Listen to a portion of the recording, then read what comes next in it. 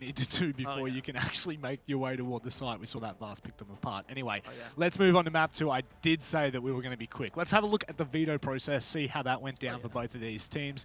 Cafe, Consulate, Border, Villa, Clubhouse, and Bank are gone. Whoa. That leaves Coastline. It's funny, when I rocked up this morning, all I could think of was a Coastline match, because that's like, I don't know, Coastline's probably my favorite map, if I'm being completely honest. And it is an absolute pleasure to cast. And with a team like Homeless, it's going to be nuts, because Homeless are already aggressive. When you give them a map like Coastline, I feel like they're going to abuse that quite a lot. And then you flip it around, and A-Nixion are like, well, yeah, you can do whatever you so please, but we're going to drone you, boy. Yeah, well, hell yeah, they're going to drone. They love their droning. And I mean, harking on what I've got in terms of like previous results for these teams, it does kind of support what you're saying. We've got 100% win rate for Coastline for Homeless, but that's only one game. Now, let me see if I can actually try and find that exact game. Coastline. 8-6 against Mind Freak in the 6 Invitational qualifiers. That's recent, and it was close. Mind Freak is now called TBD.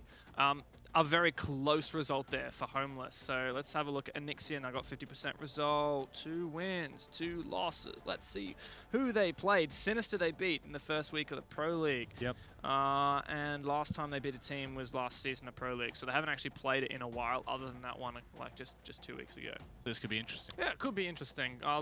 Some evidence to believe that both of these teams are pretty good on this map. Well, let's wait and see. But before we get any further, let's have a look what you guys at home thought, because ultimately, you are still going for Homeless. Okay, I thought maybe you might have learnt your lesson. Nah, bugger that.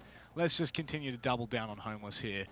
I feel like definitely if you watch the second half of Villa, you probably wouldn't have gone 57%, but that's all right. I love Homeless, but I think A-Nixion's the better team. I think that it's very close between these two teams. And in fact, I think that coming into this season, now things might have changed since we've seen some results from these teams, but coming into this season, I think I did a prediction of where I thought teams were going to end up. I thought Fnatic Wildcard or Wildcard Fnatic, A-Nixion, Homeless. That's what I thought the top 4 were going to be. Yep. And I don't know if Homeless is going to make it into the top 4. I think they're going to be fighting pretty closely with TBD, maybe even Kanga. But yeah, I think these two teams are very close. That's showed by their most recent game against each other. It was a 2-1 for A-Nixion. I think last map even went to overtime in that series as well. So it should be a great game. That's it. Well, we're going to head to Coastline, map number 2 for tonight's series.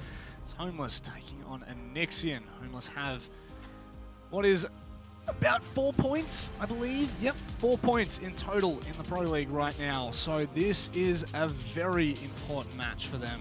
This might give them somewhat of a bit of a boost toward the start, because one thing that I really want to make clear about Homeless is the fact that now after this game, they will have played the top 4 teams, meaning that they've only got the bottom 4 to, well, really the bottom 3. The current bottom 3, yeah, right. Yes, so I think that puts them in good stead. Yeah, it's a great point to make. You know, the pressure will, the hard times will be behind them. A-Nixion, they've played Fnatic, they've played Wildcard. A-Nixion's the next major team that they really need to be careful of, and they've done all right so far. The fact that they couldn't win an attack really harmed them on Villa, but Coastline has been one of the most attacker-sided maps in the pool. Now, that's not saying much when we are on a defender-sided meta slightly, but if there's any map where I think Homeless are going to have a better shot on their attacks, it's going to be here on Coastline. I would concur with that.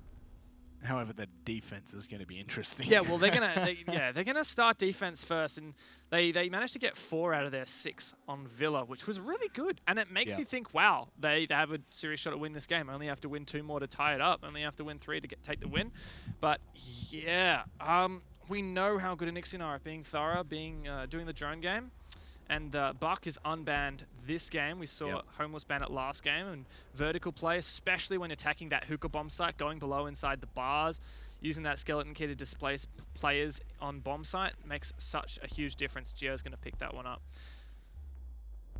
I wonder whether Homeless are, when it flips around, how Homeless are going to use Buck, if obviously they go to pick it. Because I do think that it has had a lot of merit to it, and especially, like you're saying, across toward the the western side of the building more so. It's very easy. It's yep, English. Words, yeah, sentences. Me too, bro. Mixing them all together to bring commentary together. Well, speaking of commentary, I just want to let everyone know earlier in the previous game, we're having a great old time talking about some really serious Siege. I look over to Rob next to me, and he literally has a beard comb, and he is combing his beard.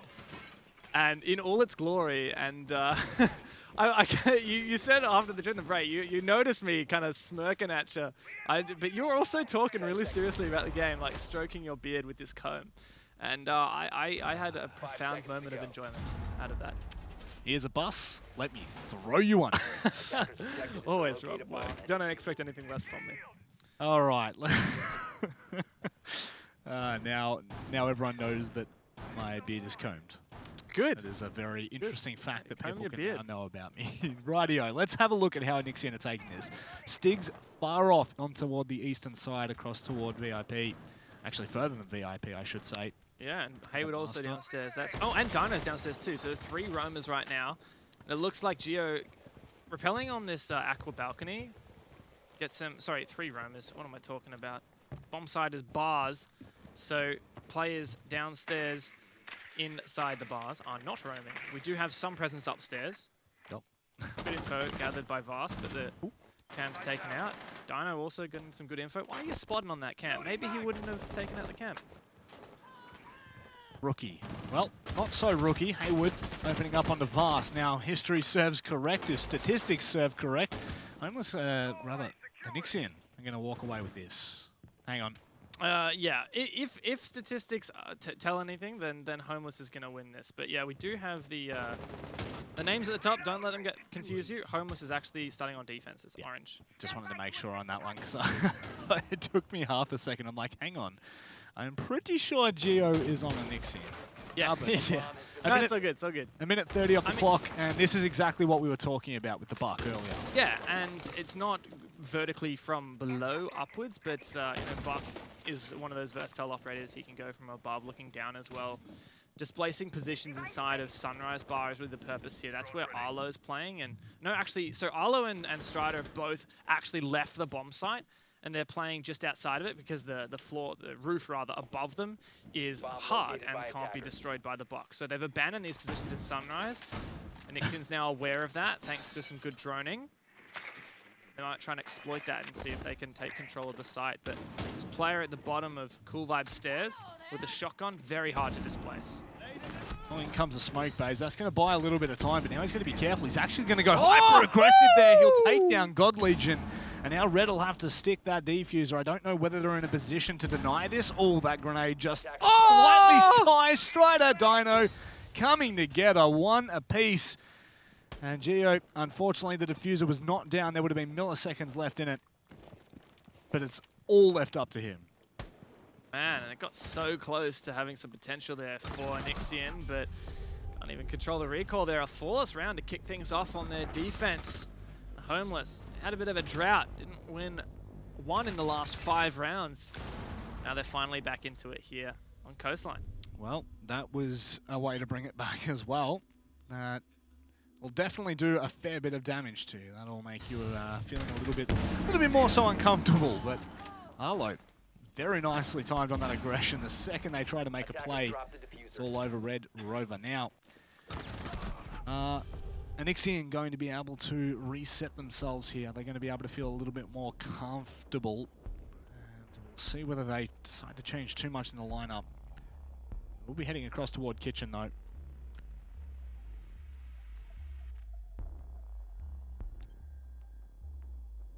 Into the next round now. It is a Kitchen defense downstairs again. But downstairs bomb sites have come into meta to some degree. That Bars bomb site really favored by a lot of teams. Locally in ANZ, I think people held on to Penthouse for a lot longer than in other regions and developed new Penthouse strategies that we haven't really seen overseas. But it's not super favored by all ANZ teams. Typically, we do see a lot of Hookah played, but I guess Homeless is trying to be a little bit unpredictable and haven't chosen that bomb site yet. The bottom floor bomb sites really enable for a lot of roaming, which is my guess as to why Homeless really seem keen on going downstairs. They love their roaming, they love playing aggressive. Is Strider going for a spawn pick on smoke out stock door? I guess it is. Nice. I mean, hey, it's not like you have a critical piece of utility that'll be able to slow down a progression toward the later parts of a round, so why not? You're going up against a team like Onyxian. We know how slow and thorough they are. If you have 30 seconds worth of time denial with the smoke, that can make a huge difference. That is that is actually the definition of winning and losing a round, especially with that team. I mean, it's one of those things that do bring quite a lot of joy. Now, Pulse being banned in the previous map, left through this particular occasion. So they'll be able to get a lot of information rappelling up on that eastern side wall outside of Master. Yeah. Pulse will have all that info. God Legion as well. Inside now, Red's droning him up. Pulse will likely know that they have that control, and that'll help with the roamers who are on the cocktail side. Cocktail bar over near Pool. Dino and Arlo, 2 trap operators. The Ella and the Legion. Ella recently getting a buff to her SMG. Very powerful SMG now. It was already pretty good if you could control the recoil. Very difficult to control that recoil, but some players were already good at it. Now it's going to make it even better. Now this will start to make Homeless feel a little bit more uncomfortable as Geo starts to open up further and further in toward bottom side. See, just watching deep onto the line, and that's that smoke coming into play there. Nicely done. That could have been very cheeky. Not this time, though. A lot of trades going back and forth. We haven't seen any of them, but Arlo on the flank does find God Legion.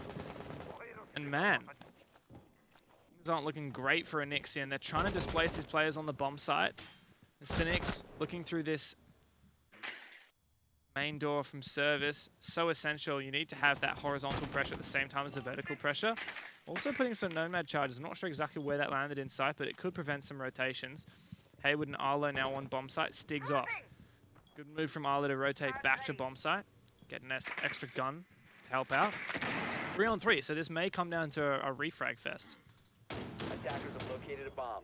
Wood's just going to play deeper into Ward Kitchen there. Actually, 2 of the members as Geo's still trying to open up that vertical play, ensuring that they're kept at bay. Now they're going to have to start to bring their thoughts together a little bit further with Onyxian. Lines being held. Looks like Homeless have a pretty good read on this. Yeah, long angle's being held, but Haywood gets punished for that one. Cynics takes him out nicely, and time is ticking away. Vast trying to prevent this flank through the lobby. Cynics is going to try and get that diffuser down. Great read from Vast and Geo to close it off. Excellent salvage for Onyxian from 3 versus 3 to 3 versus 0.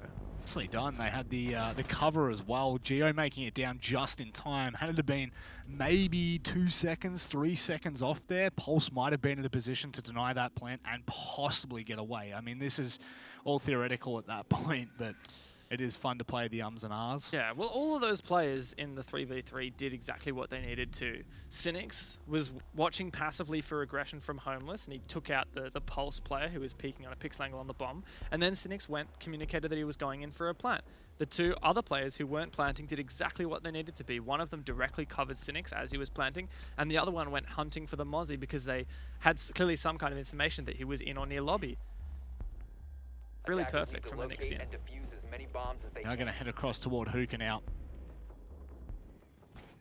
And the Homeless, their roam game isn't as effective as what I thought it would be to begin with, but then again, actually, no, that is a very correct statement to make. That first round was all sorts off-site. Yeah, they're not typically roaming as much as they were just playing off-site and ensuring that Onyxian weren't allowed free passage, but yeah, and something that really made the difference for Homeless as well in that first round on bars was the fact that they managed to deny the plant. Lots of good information on site, and Strider had that really long angle from near bottom Cool Vibes to take out that planter with the one tap. So I think it was a nice balance of roaming and just enough site presence to deny plant for Homeless. And now they'll go Hookah, which to many teams is the primary bomb site. But on the flip side, that also means that to many attackers, this is the most familiar bomb site for attacking. You know, when you're scrimming, most of the time you're going to be attacking this bomb site. Oh, God Legion gets spawn peeked by... Wait, where on earth was that from? Strider? Yeah. Yeah, but where? What? What? Oh, he's got default cam up. That's sad. That's a upsetty shame. spaghetti. Was he in bar? Oh yeah, he's just peeking out of Hookah. Straight out. Oh of no. Oh god. Gonna check for another one. The camera got taken out, but he may well go for it anyway. He's keen. He can hear those footsteps. Oh! Oh, how's the timing on that? Not good enough. Oh, Strider with the re-peek on the pairing 9. See you later, Geo. Onyxian getting caught out more often than not. Homeless are having a bit of a play day right now. Feeling a bit more set in their own skin. That was so good. Really impressive stuff there from Strider to find those 2 opening kills. Perfectly tempered aggression. But we've seen Onyxian, they can do a lot with just 3 players. Happened last round too, and it's the same 3 that clutched that previous round. Got to be careful because Homeless have the numbers advantage. Some of Onyxian's utility's already been wasted. Synix's Nomad charge was destroyed by Strider previously. So I think he has free reign of running out that hookah door, which pretty much nullifies any kind of position on that double window. Vast wants to make a flank here up through VIP hallway, but it's a huge risk. Onyxian's info. The info game has been completely denied. Nicely done again. Are we about to see another flawless round come through from Homeless? You bet your bottom dollar we will. Wow. I think that's the 3rd C4 kill we've seen Dino grab in the past 2 maps. Boom. Yeah. Really, really well played from Homeless. The standout, I think the obvious standout for that round was Strider. Not only did he find that spawn peak, or not almost a spawn peak, that really, really early aggressive play, and then the second one onto that player dropping the balcony, he would have been calling to his teammates, shush, I'm trying to make a play, I'm trying to listen to my headset. And he perfectly judged that situation. What was he saying to him? Shush. Guys, please shush. Please shush. We talk very nicely here. Oh yes. Homeless. No, there was definitely no cussing. So another thing is Strider's just, he's using information to make good plays. So the first play that he made was based off information from a default camera. That default cam got shot. Second play he made based off of sound. Really well played, well judged. And the third kill he got as well was flicking onto his yokai, identifying where a player was, and then taking them out. Lots of information. Love it. Pro game, hey? It's changed a little bit from it. I don't know why I just like had to have a little, had a tickle in my throat, so I went to cough. And as I went to talk, I realized I was still holding the That's okay. That's okay. the button down, and all of a sudden it was just this really loud noise Info through the game. mic. So I apologize. But it does feel like Onyxian they don't have as much information as what they would like, because generally when we see them play, they are very clued into where the players are from Homeless, but this time not so much. I think part of it is that this map of Coastline, it's a very different beast to what we were playing earlier on Villa. There's a lot of the exchanges that happen on Coastline go from indoors to outdoors. Attackers outside trying to kill defenders inside, or vice versa, as we've seen from Strider peeking aggressively as the Echo. But Onyxian, they need to have confidence to take gunfights on rappel to prevent these aggressive plays from Homeless. They can't just do... It's not easy to take map control on Coastline. You can't just drone out a room, see it's clear, enter.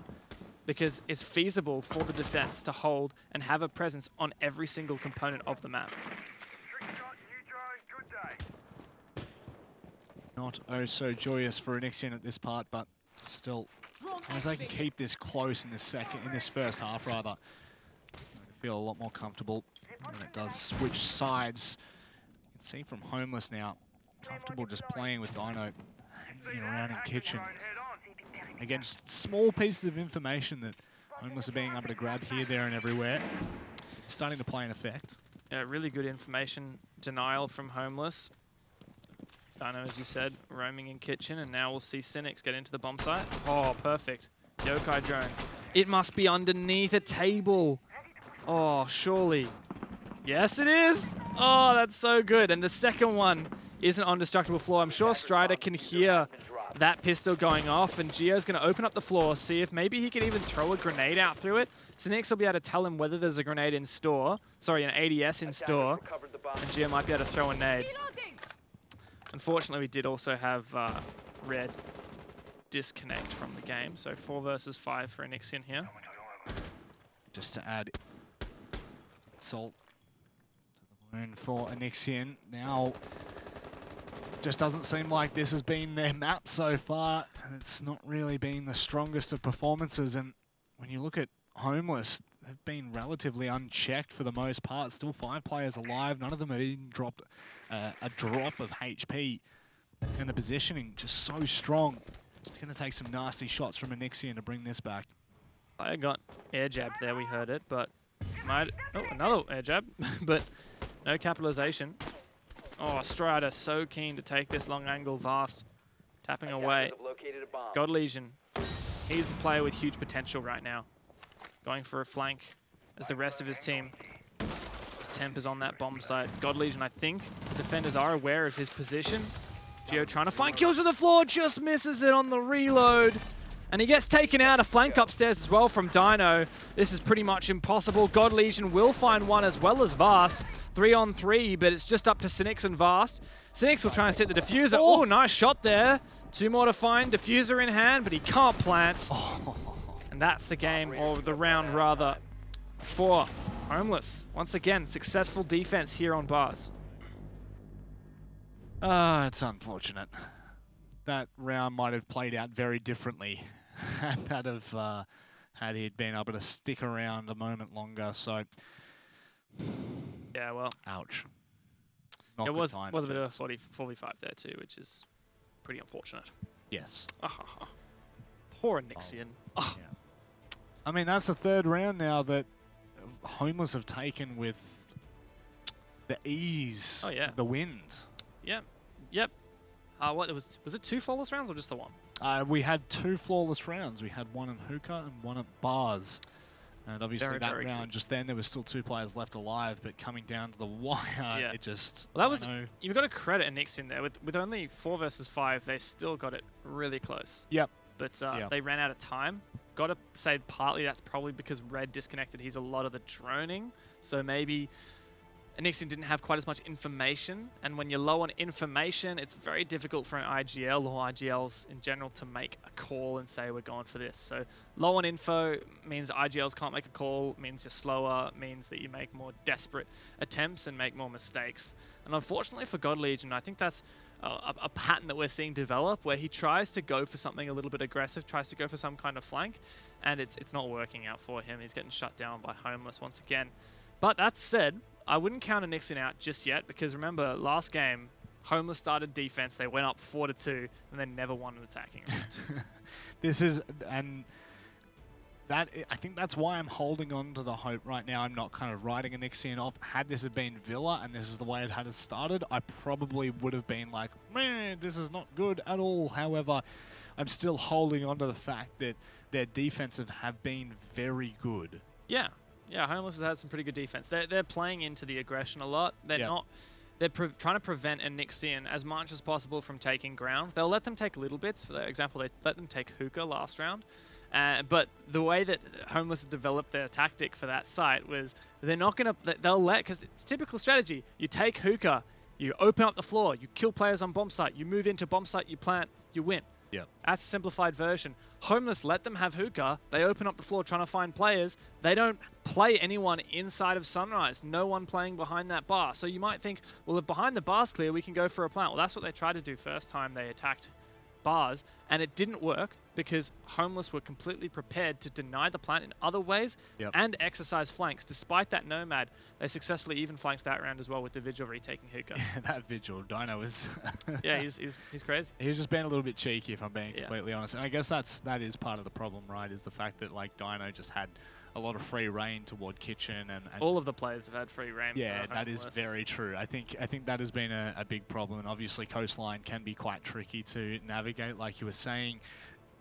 Just because you've droned something doesn't really mean it's clear. You do have to live drone players in and try and hold that position. I think a lot of what I've seen right now is Onyxian are taking space, but they're not necessarily being able to hold on to it, right? We're seeing a lot of pressure being put on from Homeless after they've taken that ground. They're taking ground that isn't helping them with their attack. Yeah. Because of the way Homeless are playing it, and then they can't hold on to that because Homeless are flanking. And it makes you wonder, should the strategy be for Onyxian? Let's just focus on trying to figure out where are the roamers, which ones are the most vulnerable, can we try to push in and kill them, establish an early numbers advantage, because we haven't seen that very much so far from Onyxian. I have only tracked half the rounds of opening kills because the 2 rounds, or the round that Onyxian won and that last round, the opening kills were so late in the round, and they came in like a frenzy of engagements all at once. But the two first rounds that we saw Homeless win, they won both opening engagements. So it makes me wonder, is it better to focus on finding roamers, identifying which is vulnerable, hunting them down, taking them out? Or is that going to be hard because Homeless are gunners and you can't simply push and kill roamers because they're going to shoot you back? Yeah, that has been, for Homeless, I mean, you cast your mind back to Villa. That was a similar situation, right? Yeah. They've got the roamers and it's like, yeah, beautiful, let's just go and take the fight. And then Stiggs just does what Stiggs does, right? Yeah. Like, you know, these are the circumstances that Onyxian are playing under right now, is the fact that, yeah, you can actually kind of see what Homeless are doing, especially if you are coming on that attacking side. If you're a team like Onyxian, you do a lot of that pre-prep droning, and you do get a lot of those rotates coming through. However, the way that Homeless are able to manipulate their own roamers and how sharp they are, it does just kind of yeah, it does. We're going to get there one day. It does. It just diminishes the effect in which they've been able to bring. Man, don't do commentary. It's no more commentary. No, that's Can I go home? I'm hanging up the mic. You know, it's the equivalent of hanging up the boots. I'm kidding. Yeah. Kidding, but that I don't know why. Today has just been a long one, so it's coming into it now. Yeah. Well, it's evening here in Australia. I'm sure a lot of people watching from overseas don't realise it's just evening. You know, a lot of late nights casting Pro League. At least we don't have to get up at 3 AM for it, like people who are casting regions that are in different time zones to them. That is very true. Yeah. That is very true. I'm sure we've all had our fair share of that, though. It is quite painful. But you want to know what's not painful? Listening to us for too much longer. We are going to go to a short break on the other side. We'll have the rest of this matchup for you.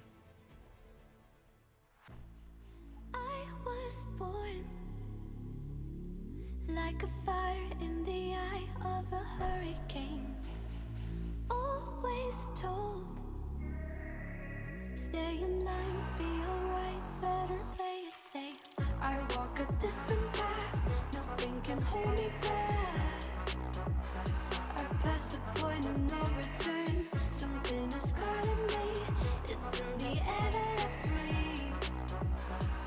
Bring me back to life again, dancing with my fear, burning with desire. We gon' take it to the edge, and come alive. Go to hell and back, just to feel the fire. We gon' turn up in this place, and come alive.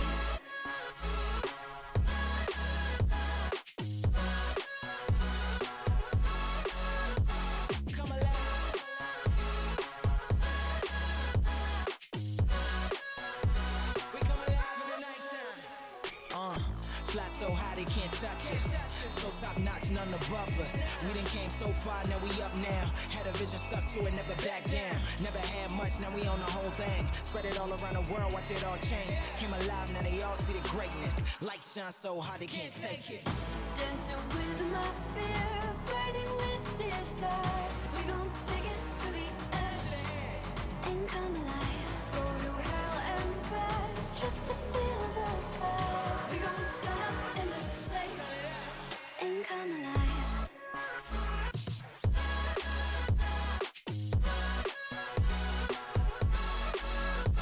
Come alive.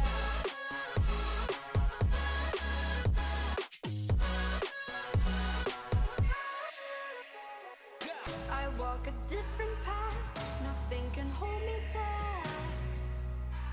I passed the point of no return, something is calling me, it's in the air that I breathe.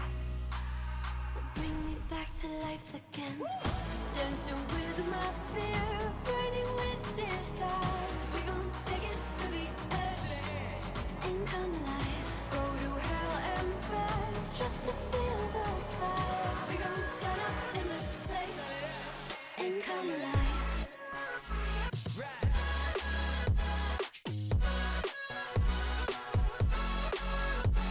Come alive. Come alive. Come alive.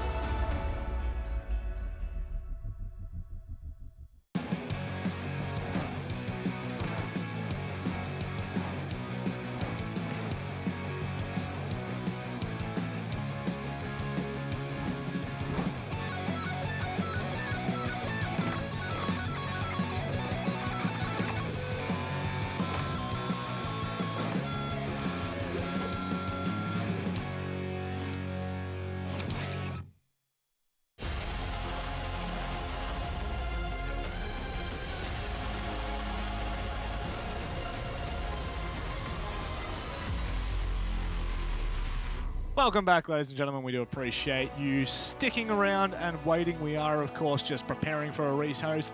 All of a sudden, Dev just got a hell of a lot of energy. You got it. You got to. He's gunslinging like crazy. Pew, pew, pew, pew, pew.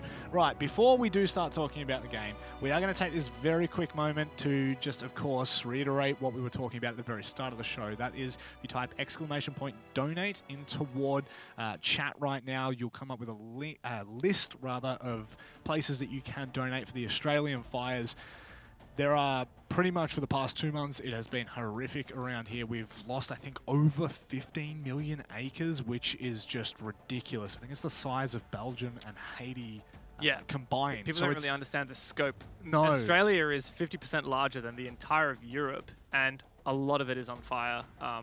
This is one of the worst bushfire seasons we've had in a long time. It is, and unfortunately that is a very somber note to bring it back into, but it is always, of course, for charity, and it is a beautiful moment for you to take if you can, whether it's small, whether it's large. Whatever you can give is muchly appreciated from the Australian community and all that are affected. Now, we can start to reel back in as the rehost is coming a little bit faster than what we might have expected, actually, which is good. That's always what we like to hear. So Onyxian and Homeless, right? Currently, we've already seen Villa played. We've come into Coastline, and it's been a little bit rocky for Onyxian, which, I mean, I would not have foreseen coming straight off the bat into it, but... Oh, Monty! Please! Surely they're not going to stick it. Please. They're going to play Monty. They wouldn't show it, yeah. See, I believe them playing Monty, but I don't believe them showing it and then playing it. They may as well just 6-pick onto it so that enemies aren't used to it. So instead, they're using the Monty to hide the Dokkaebi, which they will be playing. Now, there is no echo. There's a new interaction. Dokkaebi helps to counter echo, force him off his drones a little bit. You can also, if you hack cams, you'll get access to his echo drones. You better see through them. But I think they're probably just picking the Dokkaebi more for her phone call utility. Yep. Because we've seen so much roaming from Homeless, and like you were saying earlier, Onyxian, they haven't come out of the gate swinging on their attack, maybe how we expected them to, and I think you can mostly attribute that to Coastline. It's a map where it's much more difficult to get map control if the defenders hard hold, because it's realistically, you can hard hold most of this map, or you can have roaming presence pretty much everywhere, unlike something like Villa. So Onyxian just getting a little bit extra utility to try and hunt these roamers. How effectful it's going to be, let's wait and see. You can see the drones are actually being kept outside of the building right now, which has definitely inflated the drone economy when we do head into the actual attacking phase. And one thing that, again, we do like to note is just the use of droning from Onyxian. So that, I would dare say, could possibly lead to a lot of live droning and support play from the players on Onyxian, but just waiting to see how they fully affect this. Yeah, well, if you move your drones in objective in the bomb site in Coastline, it's likely they'll be taken out. And they've got to be careful of those mozzies and the mute jammers too. So good move from Onyxian. Keep the drones outside, and they'll just live drone players in at the start. Now, this bomb site kitchen's the only one that Homeless has lost so far. They'll re-attempt it as they are forced off of Hookah and the bars, which they have won. So we'll see. Last time Onyxian, they only won this in a 3 versus 3 clutch at the end. I don't know if you can call that a clutch, but it was very much, it looks like Homeless was set up well to hold. Yep. Speaking of, they're going to hold hard inside of theater upstairs. It's Stiggs. It's also got a drone there to help him out. A player at 90 as well. Arlo, the player top blue stairs to assist. It's Hayward. So there's a lot of contention that Onyxian are met with upstairs here. And a lot of early droning, giving them a lot more information. They've actually oversought the player in towards theater. They just need to be a little bit careful here. It is going to flush him out, in fact. Stiggs, however, just backs away toward 90. Arlo's going to be able to hold the position. My word, that was a little bit too close for comfort, but the close call is avert.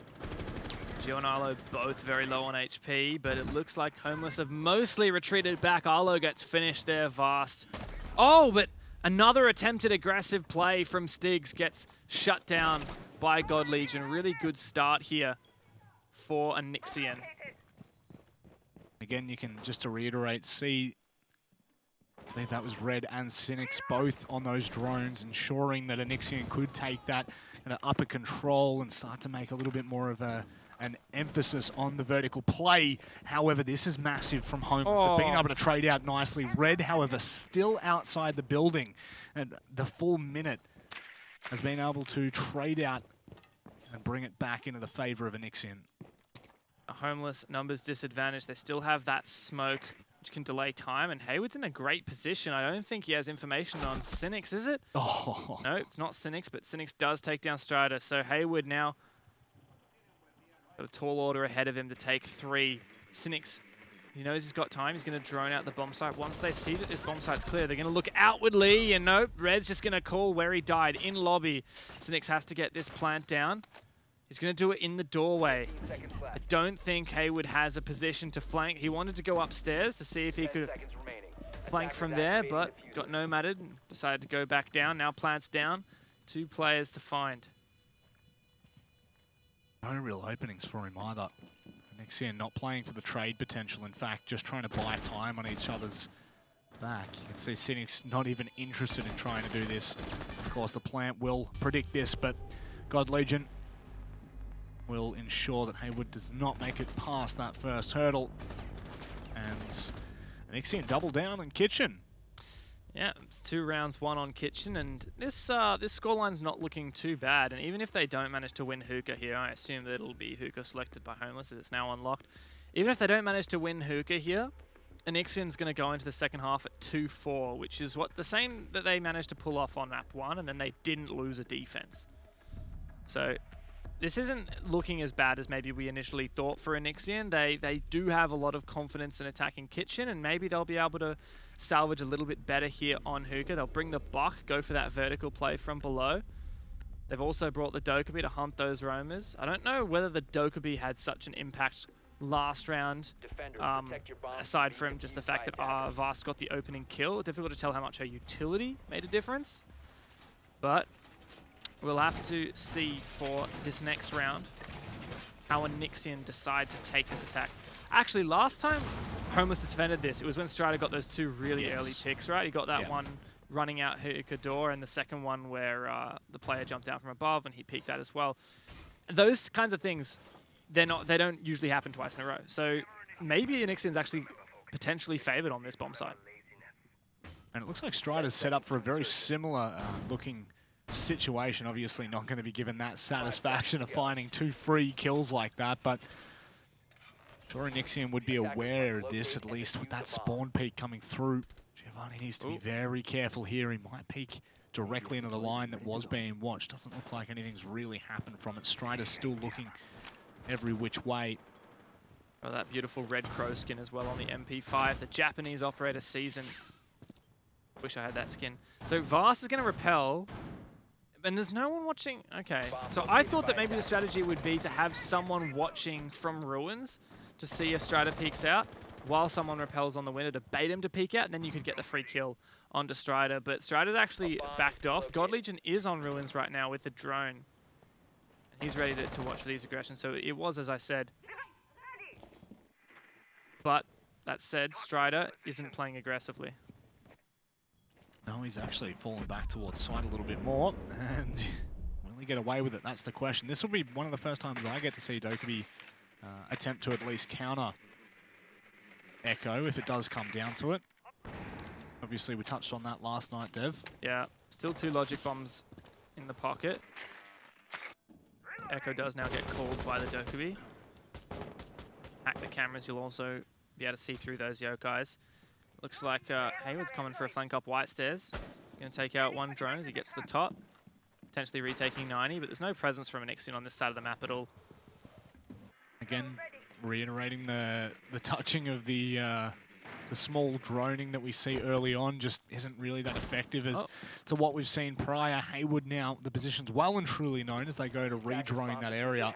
That said, they've lost those drones. Yep, and not only that, for nothing. They've not even been able to put enough pressure onto him. It looks like they're going to make a bit more of a inclined decision onto whether they're going to hit directly onto site and just bypass Hayward. Strider does take down Vast. That's the first kill. Ironic that the Dokkaebi dies to the Echo there, but Strider's been so confident on these peaks, holding a pixel angle with that ACOG. Some light contest from Cynics there, pre-firing to scare off Strider, but Strider's been so confident in his peaks, and he's going to go for a second. Hayward, meanwhile, still there for a flank, and Onyxian, they look lost on this attack. Cynics read it nicely as Hayward tried to make their way back through on the flank, but it is shut down. Onyxian haven't made a hell of a lot of progression.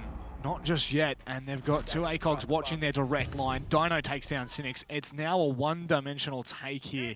It looks like God Legion was on the side of Geo, and they're just going to have to collapse here. There's not too much of an option, Dev. Smoke Babes to contest with, trying to peek up blue stairs. He finds one, but yeah, it's not going to happen. Oh, another one. Surely not on for the ace, though. No time. And NS in chat, and eventually, those kills from God Legion will get traded out. Strider been massive so far here on Coastline. One of the primary reasons that Homeless is now looking into taking the second half, the 4-2 scoreline. Now again, casting minds back to the previous map. It was very similar. 2-4 it ended on Villa, with Homeless taking away their defensive side with the advantage. Now we see the mirror image. Depending on how Onyxian approach this, we could possibly see something that's similar. However, it's going to be very hard to replicate 5 rounds straight without dropping less than 3 players on every round. Yeah, that's right. It was so good on Villa how Onyxian managed their defenses, but it is different here on Coastline. Traditionally a more attacker-favored map than Villa is. And we're going to see Bars being the primary bomb site for both of these teams. Nice to see that it's really come into the forefront of the ANZ meta, where previously it was mostly Hookah, bit of Kitchen and bit of Penthouse that we saw, but no, Bars seems to be primary. And we saw 2 successful defenses from Homeless on it. Same for Hookah, mind you. A lot of information gathering and information denial, which is what I say every round now, because that's just the meta we're in. Yep. Valk, Mozzie, and Mute, really favorite operators by ANZ teams and teams globally.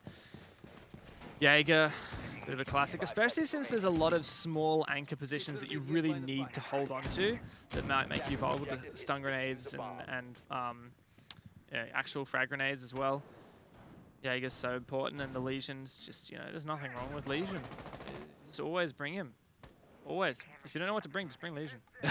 When in doubt, Legion out. Yeah. Oh, I love that. I feel like it's just such a useful operator, right? Yeah, I mean, he's information gathering, he's aggression denial, he's DPS. Yeah, oh yeah. Slowing. Like there's so everything. many. There are so many things that Legion bring. It's just. He's got a great gun. He's got impact. So makes for a great roamer. Makes for a great anchor. And beautiful 6 invitational skin on his gun there too. all about the skins, eh? I love the skins. Yeah. Funny, I just doesn't even play a part in my. I just see. You just play them. No skin. Yep. No skins. Yeah, I see all the skins. That right there is a seasonal skin way back from the Velvet Shell season, I believe, which was when Coastline came into the map pool in the game. I'm a bit of a nerd like that. Yeah, I can. You can tell. That's no, surely not. Look at this heavy roam though. A lot of information gathering, Valk cams, Mozzie drones. The roam clear, assisted by a Jackal. It's the extra utility Homeless is bringing to try to hunt these roamers. We saw Onyxian try that with a Dokkaebi. It worked to some success, not hugely. See if the Jackal can help out. Good top floor presence from Homeless now, but Onyxian playing evasive. They still have a heavy hold above the bomb site. Homeless haven't made a huge amount of progress, to be honest. They've got some map control, but it's not really meaningful so far. They haven't found any picks off of it to clear out these roamers, and they don't have any parts of the map that directly lead to the bomb site, whether vertically or horizontally. This is a lot slower from Homeless than what we saw from all accounts in previous seasons. This time, Geo's going to get a bit of pressure put under. It's going to be a very nice combo of utility being used. Stig's going to be able to double up there as well. Cynics will fall down. They're going to continue to press off the back of this as well. Onyxian, though, you wouldn't put it past them right now. 40 seconds left. Vast is still being a bit of a nuisance. God Legion can find the angle. You bet your bottom dollar. Really nice pick there. And Homeless do have that office control. 2 players remaining who are very lit up. +2 at full HP. Hayward finds another. God Legion goes down all on Vast and Red. Outnumbered 2-1, but Vast will find that next kill onto Arlo. Really helps him out. 15 seconds. This is a desperate attempt now for Homeless. Will they try to force down the plant? 10 seconds left. Stiggs is trying to watch. Vast still has a C4. Is it going to find anything? Stiggs takes down Red. All on Vast. He finds one. He can deny the plant. No! It's a 1v1, and that's the clutch for Vast. Operators, you have run out of time. What?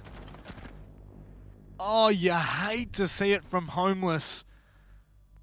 A round where they had so much going for them. They found the 2 opening on the back of Stiggs entering. Covered the bomb diffuser. And this is what we are starting to see from Vast, right? Stepping up at a moment of need for Onyxian. And I don't mean what we're starting to see. We've known Vast to be a very good player for quite some time. However, it's these kind of impact plays that really start to swing the momentum for his entire team.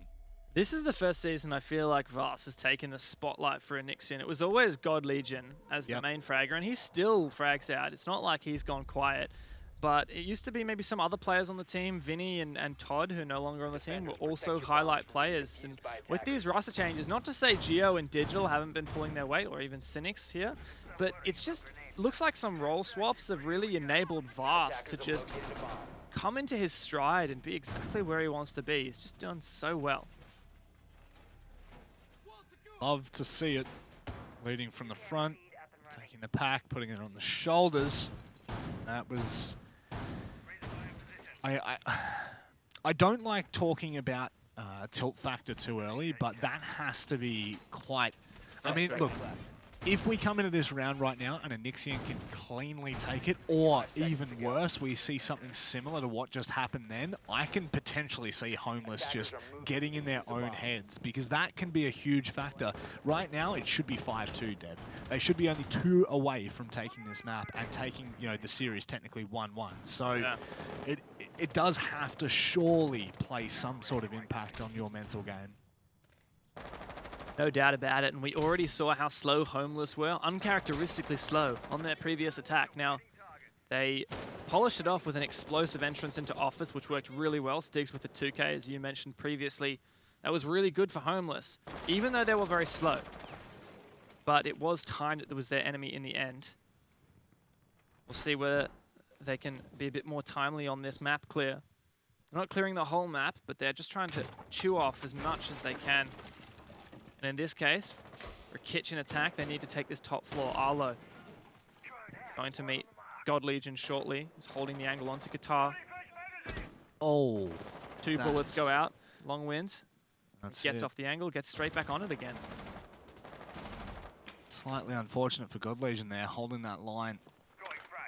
I would back him to hit that 9 times out of 10, so now left with a decision. Ooh, and also an Echo drone inside of VIP is going to help him. He'll get some more information from his teammates about when a player will be peeking this door or when a player is in Guitar. It looks like Homer's going to try and cut off God Legion. Stiggs here on this window, trying to cut off his rotate out. They still haven't displaced him. That's right. Onyxian just have a fair bit of information with the operators they've been able to bring. Unfortunately, Vast does go down early, but it is God Legion that finds the trade. He might be able to do one better as well. He is caught in toward Penthouse. However, he's not really under the pump by any means. Oh, no! Stig actually coming in from behind. I didn't even see Stig. He's going to be able to go ahead and try and take that kill, but Hayward will steal it off him. It is a 3 versus 3. A minute left on the clock. Homeless starting to press with a bit more persistence.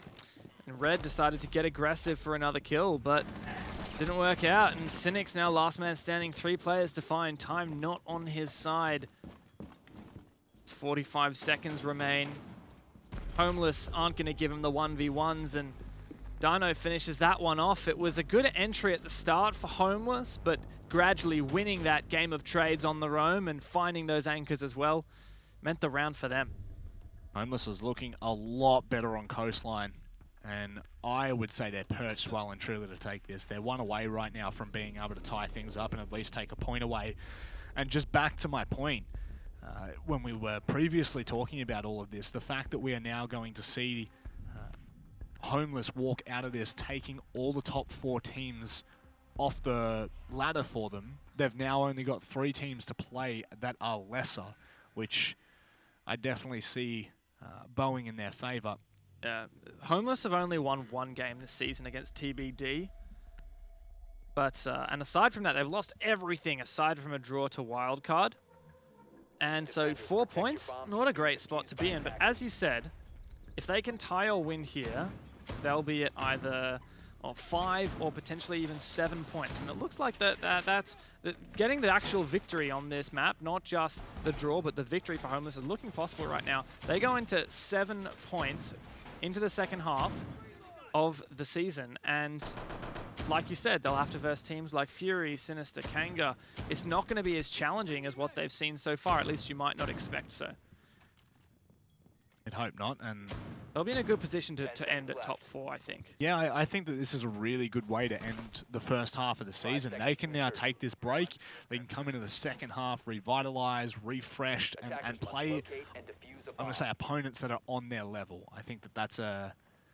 Even though I would probably put Homeless maybe a little bit above some of them. Yeah, it's so difficult to know because this is Homeless's first season in the Pro League, but as I said earlier today, I predicted that Homeless would nestle somewhere between Onyxian maybe and TBD, maybe just below TBD. Which, to be honest, both of those teams are looking set to take 2nd and 3rd place. Yeah, that's it.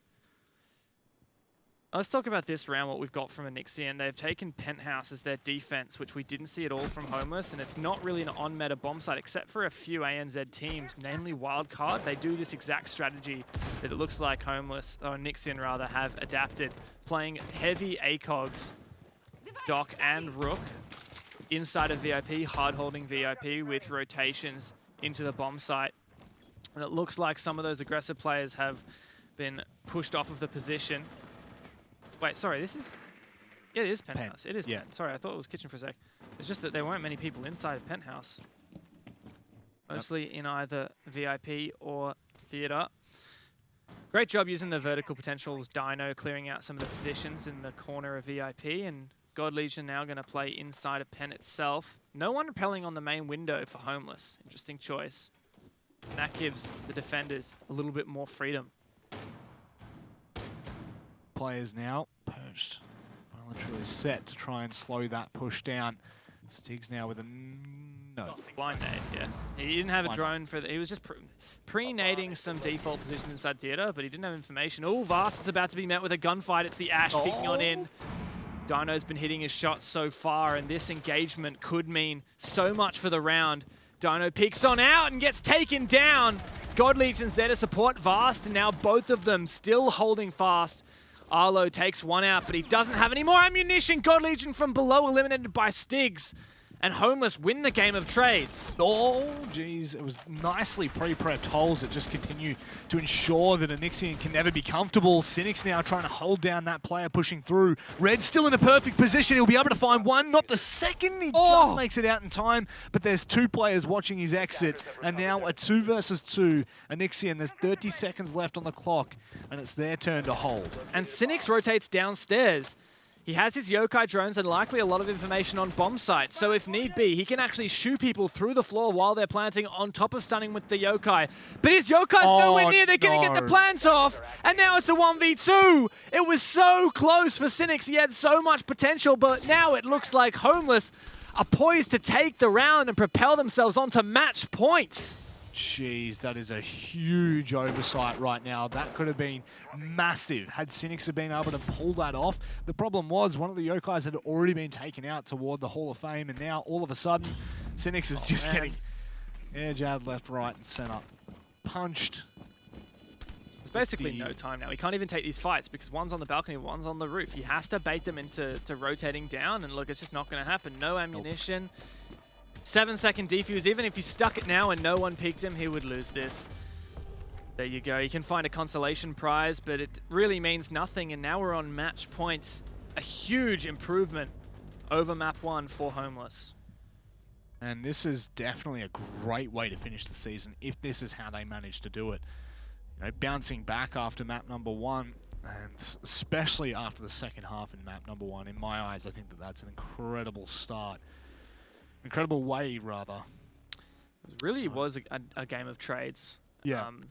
It was the players trying to attack the VIP side balcony and the players trying to defend the VIP. It just went 1 for 1 for 1 for 1, and then Homeless ended up with the numbers advantage just narrowly. And from there, we really thought maybe there was a position in that 2 versus 2 where Onyxian could clutch it, but Cynics didn't have his Echo drones in the right position, and Red on site was taken. I think, no, it wasn't Red, it was Geo. On site was taken out without any kind of Attackers need to locate and work done before that could happen. So Onyxian need to claw back 3 rounds from here in order to get the 1 point on the standings out of this match. Well, one thing to add for Onyxian is they have currently been undefeated this entire Pro League season so far, and this is the first hiccup that they've had. They had a close map against Sinister in the first play day, 7-5 on Cafe it ended. But this one, it's looking like Homeless are going to be able to topple that trajectory that Onyxian were on so early. Yeah, and in contrast to Homeless, we were talking about how Homeless have played all the hard teams and all the hardest teams. I don't want to discredit teams like Sinister and Fury and Kanga, but those are the 3 teams that Onyxian's played so far. And this is really where the season for Onyxian gets much more difficult. They've got to play wild cards straight after the season returns. After 6 Invitational, they'll play wild card. Wild card won't be saving any strategies for Invitational or anything like that. Nope. They'll be trying to earn their spot at the Pro League APAC Finals, which is looking to be slim at the moment for wild card. Then Onyxian's got to play Fnatic, and in the last week they've got TBD. 3 of the toughest teams in this league to face. Onyxian need to scrape away all their points that they can against teams like Homeless. And, well, they can't get a win here, but if they can get 3 more rounds, at least that's 1 point that might give them a leg up over TBD or Wildcard. That's it. And everything at this point, it will come down like we saw last season. It'll come down to the 1 point, the 2 points that were lost when you should not have been able to, when it shouldn't have happened, just flat out. So, not to say that Homeless would not deserve this, nor were they in with a good contention, but Onyxian have just been very, very consistent so far, and this is the first time we've realistically seen a team be able to perform at this standard against them. And Red Legion just watching down the line, Stigs on the other side as well. It'll be Red opening up, so it's not over just yet. Good first kill. Dino gone down. One of the great fraggers on this team, but Homeless is really all great fraggers. It does make you a bit concerned for Onyxian, just the best scoreline. That was a C4 attempted, but Geo doesn't find anything with it. This is Bar's defense, the only bomb site Onyxian's had success on so far. They've been trying to meet Homeless's attacks with aggression of their own, making aggressive players where they're anchors, and it doesn't always work out. Nomad banned last map is here and having a huge effect against Onyxian. Now we're at even man count on either team. Top floor controlled by Homeless, and they're also watching for these offsite rotations. Another Nomad charge detonated. No capitalization of that kill, but oh, actually, there you go. Through the floor. Hollow finds one, Stigs with the nade. This could be the last round, Rob. I think this is it. This is the last hurrah for Onyxian. Their undefeated streak so far is about to be toppled.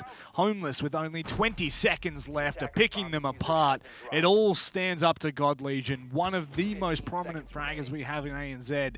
I just don't see him being able to pull this back. It is not doable. And Homeless, they are well and truly perched, well and truly set to make this work. And so they've done it.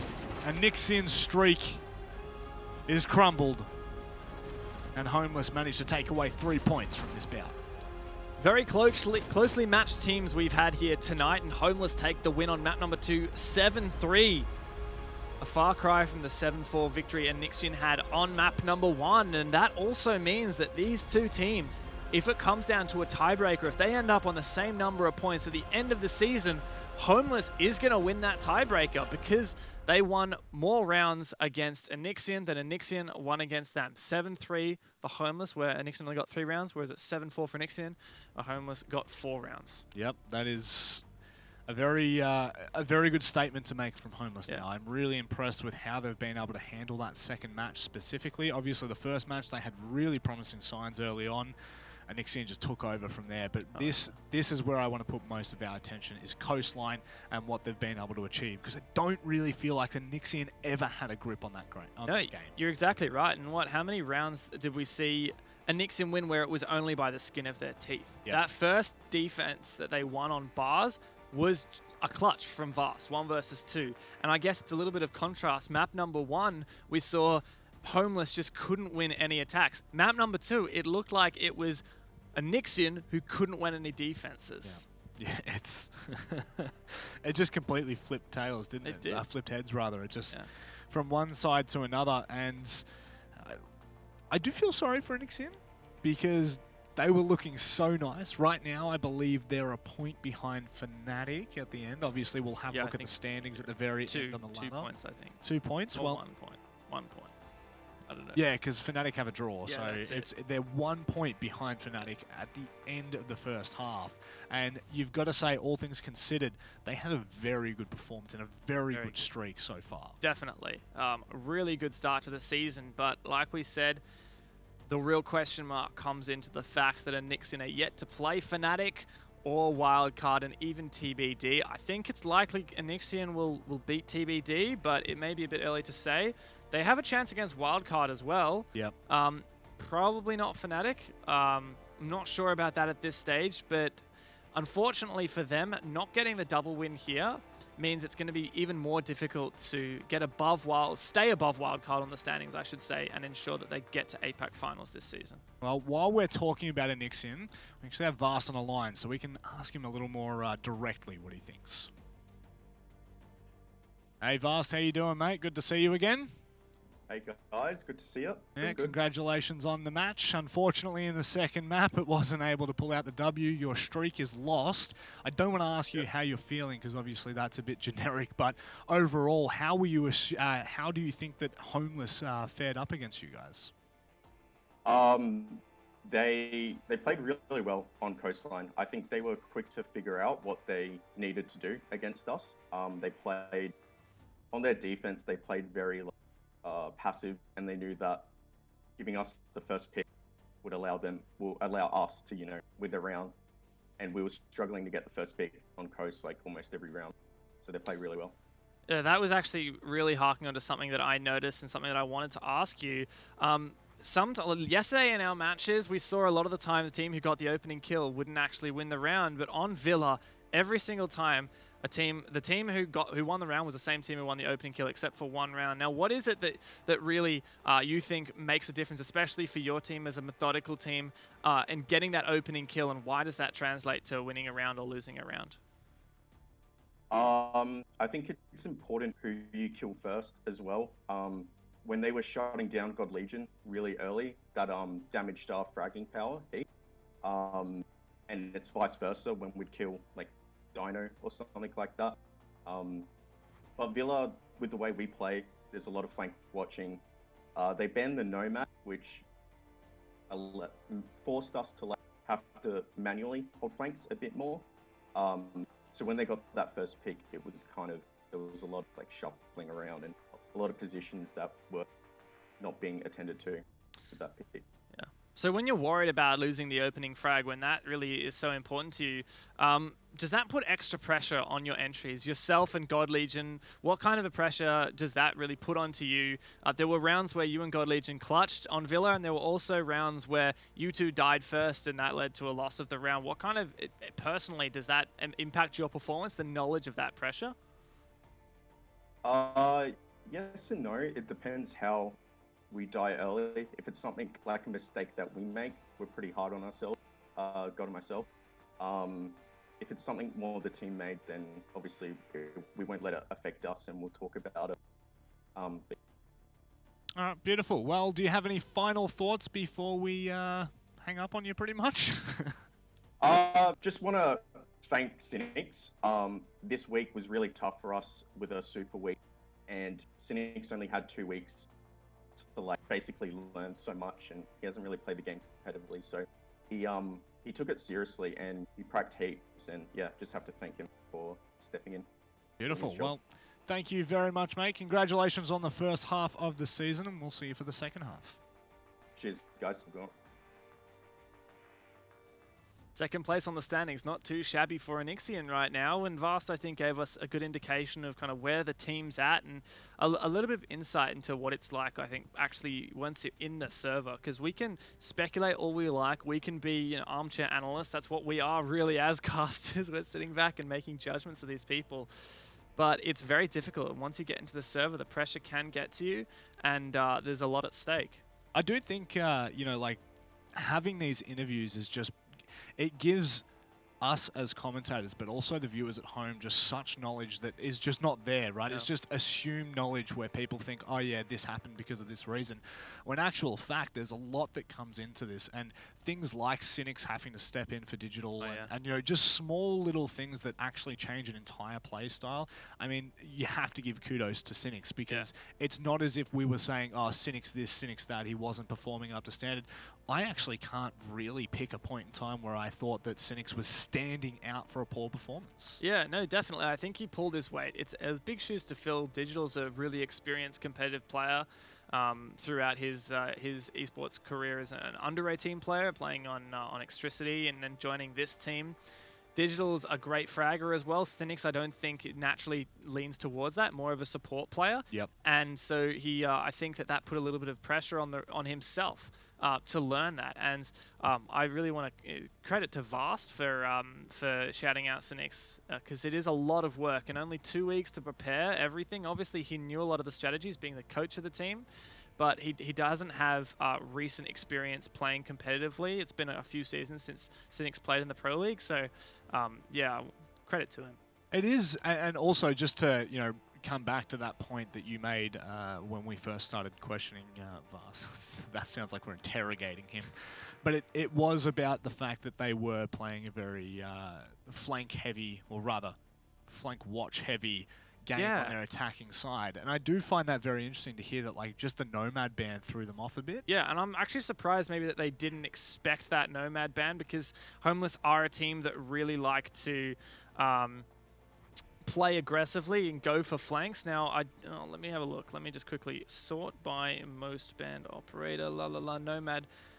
So actually, Homeless haven't really banned Nomad very much before. So Onyxian couldn't have looked at that and said, we expect a Nomad ban. So, you know, hats off to Homeless for going for that ban. But funnily enough, on Villa, there weren't actually any flanks that made a difference. No. It was almost never that Homeless executed a flank. And that's because A-Nixion covered their flanks really well. But it was more the fact that the Nomad meant that they had to change the way they covered flanks. They had 3 things: Claymores, Gridlock Charges, and drones. They put all of them down, and they were so worried about, okay, we don't have the Nomad, we have to watch flanks. And they put so much work into that maybe there were less drones droning into the bomb site to get information. Yeah. Maybe there were less Claymores put elsewhere. Maybe there was just less attention being put from the rest of the team on the other facets other than flank watch, and the Nomad ban harmed them in that regard. Yeah, well, now that we've kind of heard from Onyxian, well, we've heard from Vast on Onyxian's thoughts as a whole, we actually have Stigs on the line from Homeless. G'day, mate. How you doing? Hey guys, how you doing? I'm doing well. Now, I just want to start off. Obviously, you guys have now taken on the 4, what we would presume to be, obviously after the first half of the season, what we presume to be the 4 hardest teams. How are you guys feeling where you're stacking up right now? Look, we definitely wanted to obviously get some more points on the board, but we're happy we got the win tonight. It was really important we got that, as well as the round count advantage against Onyxian that we have against TBD as well. But yeah, this break's going to be really good for us to focus on ourselves and work on our internal, you know, problems. That's those small adaptations we need to make, the late round intel and stuff like that.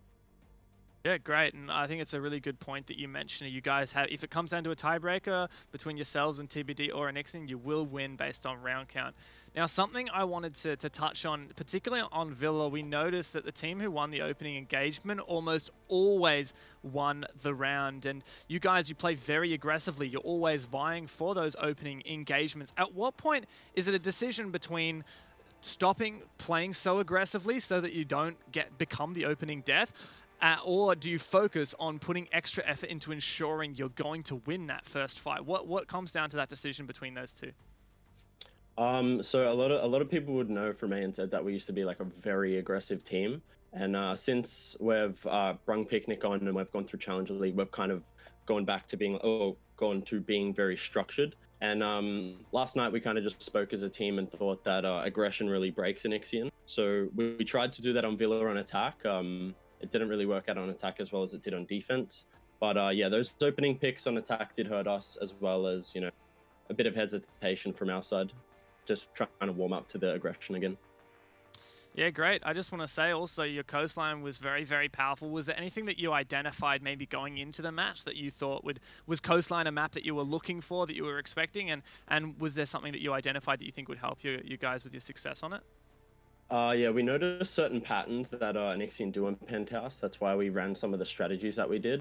But we're like, it's a really aggressively loose map, and we thought that that would fit into how we're trying to play at the moment. So yeah, that's the reason we went to Coastline, and we were really confident on it.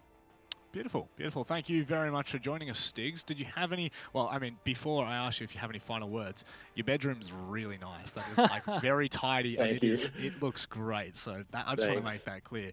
But also, do you have any final thoughts for anyone watching at home? I just appreciate you still watching.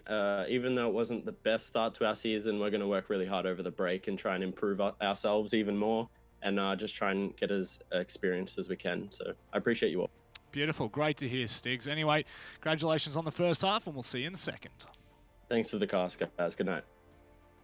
Oh, yeah. gotta thank you. Wholesome. Yeah, that's ANZ's wholesome. I think, you know what, from now on, I'm just going to bring a sign, and it's just going to say wholesome. And every time we finish an interview, I'm